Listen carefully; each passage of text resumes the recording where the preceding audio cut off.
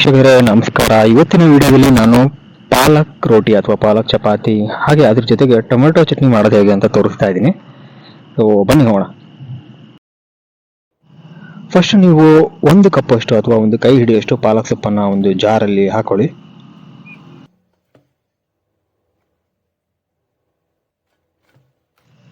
ಹಾಗೆ ಒಂದು ಸ್ವಲ್ಪ ಕೊತ್ತಂಬರಿ ಸೊಪ್ಪನ್ನು ಕೂಡ ಹಾಕೊಳ್ಳಿ. ಹಾಗೆ ನೀವು 1 ಟೀ ಸ್ಪೂನ್ ಅಷ್ಟು ಶುಂಠಿಯನ್ನು ಸಣ್ಣದಾಗಿ ಹೆಚ್ಕೊಂಡ್ಬಿಟ್ಟು ಇದಕ್ಕೆ ಹಾಕೊಳ್ಳಿ. ಹಾಗೆ ಒಂದೆರಡು ಹಸಿಮೆಣಸಿನಕಾಯಿ ಕೂಡ ಹಾಕೊಳ್ಳಿ. ಇಷ್ಟನ್ನು ಹಾಕೊಂಡು ಚೆನ್ನಾಗಿ ರುಬ್ಕೊಳ್ಳಿ. ಇದಾದ ನಂತರ ನೀವು ಒಂದು ಬೌಲಲ್ಲಿ 1-2 ಕಪ್ ಅಷ್ಟು ಗೋಧಿ ಹಿಟ್ಟನ್ನು ತಗೊಳ್ಳಿ. ಹಾಗೆ ಒಂದು ಸ್ವಲ್ಪ ಉಪ್ಪನ್ನು ಹಾಕೊಳ್ಳಿ. ಹಾಗೆ 1-2 ಟೀ ಸ್ಪೂನು ಎಣ್ಣೆಯನ್ನು ಕೂಡ ಹಾಕೊಳ್ಳಿ. ಇದಿಷ್ಟನ್ನು ಹಾಕೊಂಡು ಹಾಗೆ ಸ್ವಲ್ಪ ಕಲಿಸ್ಕೊಳ್ಳಿ.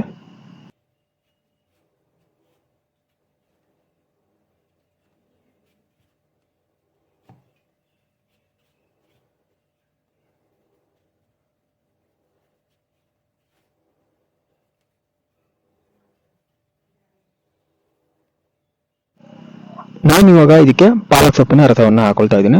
ಸೊ ನಾವೇನು ರುಬ್ಕೊಂಡ್ವಲ್ಲ ಆ ಪಾಲಕ್ ಸೊಪ್ಪಿನ ರಸವನ್ನು ನಾವೇನು ಒಂದು ಸಾಸರಲ್ಲಿ ನಾನು ಚೆನ್ನಾಗಿ ಸೋಸ್ಕೊಂಡ್ಬಿಟ್ಟು ಬರೀ ರಸವನ್ನು ಅಷ್ಟೇ ತಗೊಂಡಿದ್ದೀನಿ. ಸೊ ಆ ರಸವನ್ನು ಇದಕ್ಕೆ ಹಾಕೊಳ್ತಾ ಇದ್ದೀನಿ. ಹಾಕೊಂಡ್ಬಿಟ್ಟು ಚೆನ್ನಾಗಿ ಕಲಿಸ್ಕೊಳ್ಳಿ.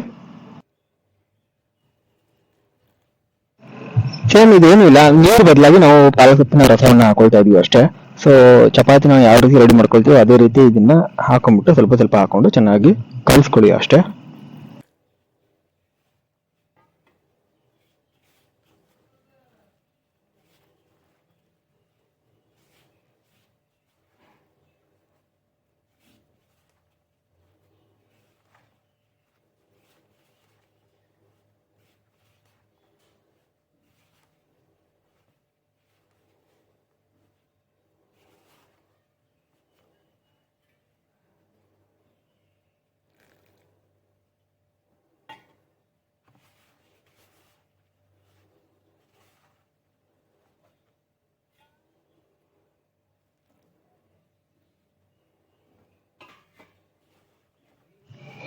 ಈ ರೀತಿ ಚೆನ್ನಾಗಿ ಕಲಿಸ್ಕೊಂಡ ನಂತರ ನೀವು ಇದಕ್ಕೆ ಒಂದು ಸ್ವಲ್ಪ ಅದ್ರ ಮೇಲ್ಗಡೆ ಎರಡು ಟೀ ಸ್ಪೂನ್ ಅಷ್ಟು ಎಣ್ಣೆಯನ್ನು ಹಾಕೊಳ್ಳಿ. ಹಾಕೊಂಡ್ಬಿಟ್ಟು ಒಂದು 10 ನಿಮಿಷ ಹಾಕಿ ಸಪ್ರೇಟಾಗಿ ಎತ್ತಿ ಇಟ್ಕೊಳ್ಳಿ.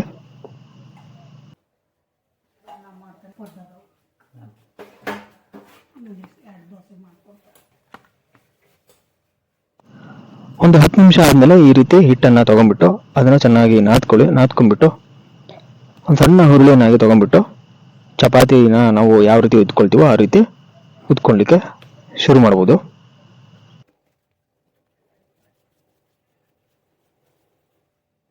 ನಾನಿಲ್ಲಿ ಒಂದು ಸಣ್ಣ ಹುರುಳಿಯನ್ನು ತಗೊಂಡಿದ್ದೀನಿ. ಹುರುಳಿನ ತಗೊಂಡ್ಬಿಟ್ಟು ಈಗ ಉದ್ಕೊಳ್ಳೋಣ.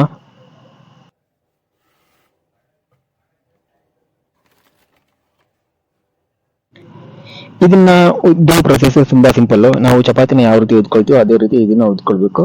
ಸ್ವಲ್ಪ ಹಿಟ್ಟನ್ನು ಹಾಕೊಂಡ್ಬಿಟ್ಟು ಎಡ್ಜ್ ಎಲ್ಲ ಸ್ವಲ್ಪ ತೆಳುವಾಗಿ ಉದ್ಕೊಳ್ಬೇಕು ಅಷ್ಟೇ.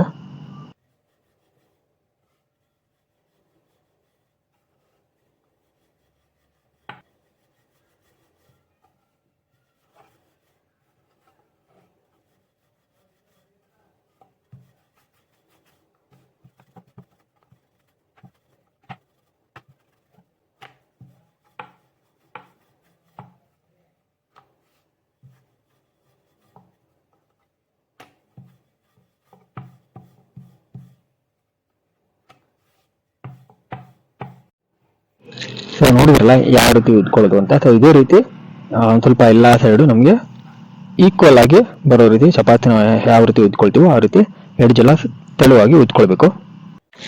ಈ ರೀತಿ ಉದ್ಕೊಂಡ ನಂತರ ನೀವು ಈಗ ಡೈರೆಕ್ಟಾಗಿ ತವಾ ಮೇಲೆ ಹಾಕೊಂಡ್ಬಿಟ್ಟು ಹೈ ಫ್ಲೇಮಲ್ಲಿ ಉರಿಯನ್ನು ಇಟ್ಕೊಂಡು ಬೇಯಿಸ್ಕೊಳ್ಳಿ.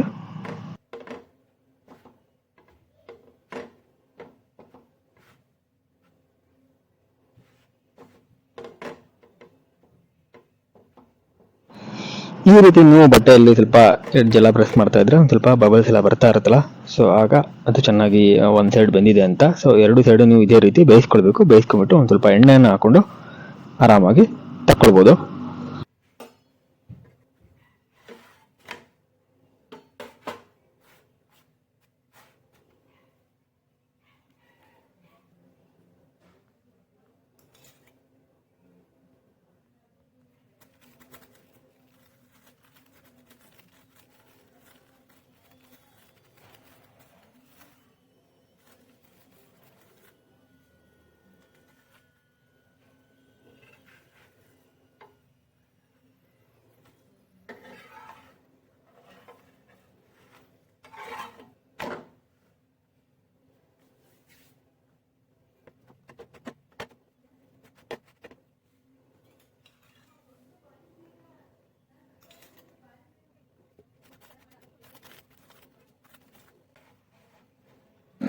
ನೆಕ್ಸ್ಟ್ ನಾವು ಇದಕ್ಕೆ ಟೊಮೊಟೊ ಚಟ್ನಿ ಮಾಡೋದು ಹೇಗೆ ಅಂತ ನೋಡ್ಕೊಳ್ಳೋಣ.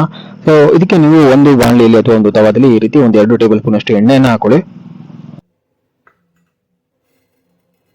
ಆ ನಂತರ ನೀವು ಇದಕ್ಕೆ ಒಂದು ಸ್ವಲ್ಪ ಸಾಸಿವೆ ಹಾಗೆ ಜೀರಿಗೆಯನ್ನ ಹಾಕೊಳ್ಳಿ.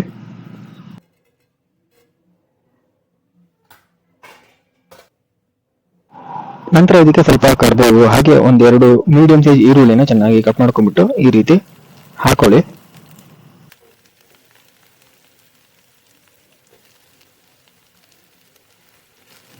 ಸೊ ಇದನ್ನ ಒಂದ್ 2 ನಿಮಿಷ ಚೆನ್ನಾಗಿ ಬೇಯಿಸ್ಕೊಳ್ಳಿ. ಈರುಳ್ಳಿ ಚೆನ್ನಾಗಿ ಬೇಯಬೇಕು. ಸೊ ಹಾಗಾಗಿ ಒಂದ್ 2 ನಿಮಿಷ ಚೆನ್ನಾಗಿ ಬೇಯಿಸ್ಕೊಳ್ಳಿ.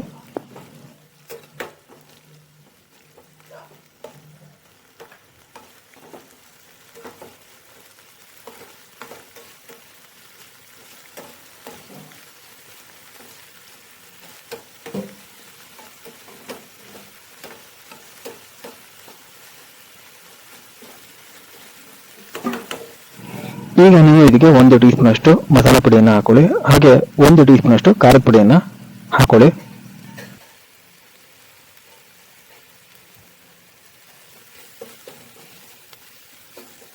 ಇದಿಷ್ಟನ್ನು ಹಾಕೊಂಡು ಸ್ವಲ್ಪ ಹೊತ್ತು ಇದೇ ರೀತಿ ಕೈ ಆಡಿಸ್ಕೊಳ್ಳಿ 1-2 ನಿಮಿಷ.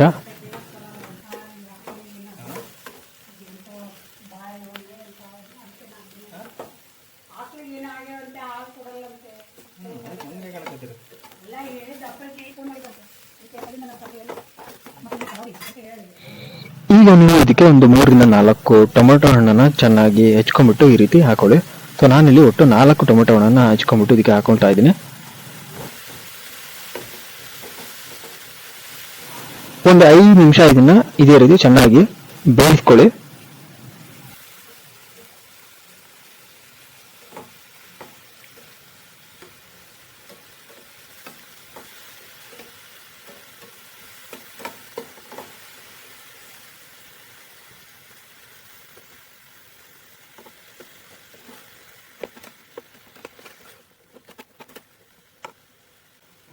ನೀವು ಇದೇ ರೀತಿ ಮೀಡಿಯಂ ಫ್ಲೇಮಲ್ಲಿ ಚೆನ್ನಾಗಿ ಬೇಯಿಸ್ಕೊಂಡ ನಂತರ ಒಂದು ಸ್ವಲ್ಪ ಹೊತ್ತು ಅದು ಆರಲಿಕ್ಕೆ ಬಿಡಿ. ತಣ್ಣಗಾದ ನಂತರ ನೀವು ಅದನ್ನ ಮಿಕ್ಸಿಯಲ್ಲಿ ಹಾಕೊಳ್ಬೇಕು. ಸೊ ನಾನು ಇವಾಗ ಮಿಕ್ಸಿಯಲ್ಲಿ ಹಾಕೊಂಡಿದ್ದೀನಿ ತಣ್ಣಗಾದ ನಂತರ.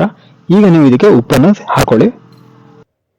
ನಾನಿಲ್ಲಿ 1 ಟೀ ಸ್ಪೂನ್ ಅಷ್ಟು ಉಪ್ಪು ಹಾಗೆ ಅದ್ರ ಜೊತೆಗೆ ಒಂದು ಸ್ವಲ್ಪ ಬೆಲ್ಲವನ್ನು ಕೂಡ ಹಾಕೊಳ್ತಾ ಇದ್ದೀನಿ. ನೀವು ಹಾಗೆ 1 ಸಣ್ಣ ಟೀ ಸ್ಪೂನ್ ಅಷ್ಟು ಬೆಲ್ಲವನ್ನು ತಗೊಂಡು ಹಾಕೊಳ್ಬೋದು. ಇದ್ರ ಬದಲಿಗೆ ನೀವು ಸಕ್ಕರೆ ಕೂಡ ಹಾಕೊಳ್ಬೋದು. ಸೊ ಇದೇನಿಲ್ಲ, ನಾವೇನು ಖಾರ ಮತ್ತು ಉಪ್ಪನ್ನು ಹಾಕೊಂಡಿದ್ದೀವಲ್ಲ ಅದೆಲ್ಲದನ್ನು ಸ್ವಲ್ಪ ಸ್ಟೆಬಿಲೈಸ್ ಮಾಡುತ್ತೆ. ಟೇಸ್ಟ್ ಕೂಡ ಸಖತ್ತಾಗಿರುತ್ತೆ. ಒಂದ್ಸರಿ ಟ್ರೈ ಮಾಡಿ ನೋಡಿ. ನೀವು ಇದನ್ನ ತುಂಬಾ ಸಣ್ಣಗೆ ರುಬ್ಕೊಳ್ಳೋ ಅವಶ್ಯಕತೆ ಇಲ್ಲ. ಸೊ ಹಾಗೆ ಮೀಡಿಯಂ ಆಗಿ ರುಬ್ಕೊಂಡ್ರೆ ಸಾಕು. ಪಾಲಕ್ ರೋಟಿಗೆ ಇದು ಸಖತ್ ಕಾಂಬಿನೇಷನ್ ಆಗಿರುತ್ತೆ. ತುಂಬಾನೇ ಚೆನ್ನಾಗಿತ್ತು. ನೀವು ಕೂಡ ಒಂದ್ಸರಿ ಟ್ರೈ ಮಾಡಿ ನೋಡಿ. ಇಷ್ಟ ಆಗಿದ್ರೆ ದಯವಿಟ್ಟು ಲೈಕ್ ಮತ್ತೆ ಸಬ್ಸ್ಕ್ರೈಬ್ ಮಾಡಿ. Thank you.